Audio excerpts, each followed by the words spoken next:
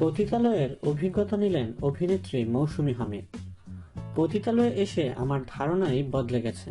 আমি যেমন ধারণা নিয়ে এসেছি, এখানে এসে দেখি আমার ধারণা ভুল। খুলনার একটি পতিতালয়ে যাওয়ার অভিজ্ঞতা নিয়ে এমনটাই বলেন হালের ক্রেজ মৌসুমী হামিদ। সম্প্রতি আরাফাত রহমান পরিচালিত শেষ দেখা শিরোনামের একটি শর্ট ফিল্মের শুটিং এর জন্য পতিতালয়ে গিয়েছিলেন তিনি আরো বলেন, প্রথমবার আমি পতিতালয়ে শুটিং করছি, ভালো লাগছে, নতুন অভিজ্ঞতা নেওয়ার সুযোগ হয়েছে আমার। বিশেষ করে পতিতালয়ে কোনো নতুন মেয়ে আসলে তাকে বরণ করে নেওয়ার অভিজ্ঞতা হলো। শেষ দেখা শর্ট ফিল্মটির গল্প ভিন্নধর্মী উল্লেখ করে গল্প সম্পর্কে মৌসুমী হামিদ বলেন, একটি মেয়ের ভালোবাসার জার্নি নিয়ে গল্প, যেখানে মেয়েটির প্রেমিক তাকে বিক্রি করে দেয় নিষিদ্ধ পল্লীতে।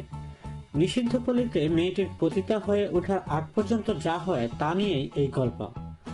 মৌসুমী হামিদ ছাড়াও এতে আরো অভিনয় করেছেন আরাফাত, কাজী রাকিব, সম্রাট এবং বাপ্পি।